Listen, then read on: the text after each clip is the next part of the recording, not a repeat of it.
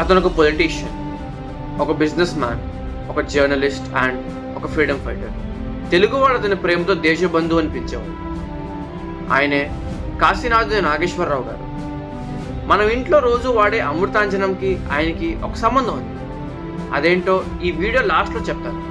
కృష్ణా జిల్లాలో ఒక బ్రాహ్మణ్ ఫ్యామిలీకి పుట్టిన ఆయన మద్రాస్ క్రిస్టియన్ కాలేజ్ నుంచి గ్రాడ్యుయేట్ అయ్యారు.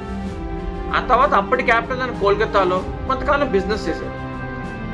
అప్పటి ఫ్రీడమ్ స్ట్రగుల్కి ఇన్స్పైర్ అయ్యి ఇండియన్ నేషనల్ కాంగ్రెస్లో జాయిన్ అయ్యారు.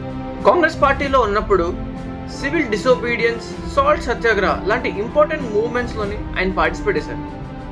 ఆ తర్వాత 1909లో తెలుగు వాళ్ళ కోసం ఒక జర్నల్ ఉండాలి, ఒక న్యూస్ పేపర్ ఉండాలి, తెలుగు వాళ్ళ ఫ్రీడమ్ స్ట్రగుల్ని అర్థం చేసుకొని అందులో పార్టిసిపేట్ చేయాలి అని ఆంధ్ర పత్రికను బాంబేలో స్టార్ట్ చేశారు.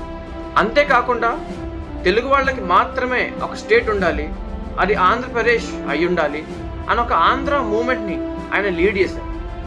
ఆయన పత్రిక ద్వారా ఎంతోమంది తెలుగు వాళ్ళకి మనకి మాత్రమే ఎందుకు స్టేట్ ఉండాలో అని అర్థమయ్యేలా చెప్పారు. ఇందుకీ నేను లాస్ట్లో చెప్పాలనుకున్న విషయం ఏంటంటే, నాగేశ్వరరావు గారు కోల్కతాలో ఒక ఫార్ములా కంపెనీతో బిజినెస్ చేస్తున్నప్పుడు ఒక ఇంపార్టెంట్ ఫార్ములాని కనుక్కున్నారు. అండ్ అదే ఫార్ములా ఈరోజు అమృతాంజనం అయింది. ఈ స్టోరీ చెప్పడానికి మెయిన్ కారణం ఏంటంటే, తెలుగు వాళ్ళందరూ అక్కినేని నాగేశ్వరరావు గారిని ఎంత గుర్తుపెట్టుకుంటారో కాశీనాథ్ నాగేశ్వరరావు గారిని కూడా అంతే గుర్తుపెట్టుకోవాలి.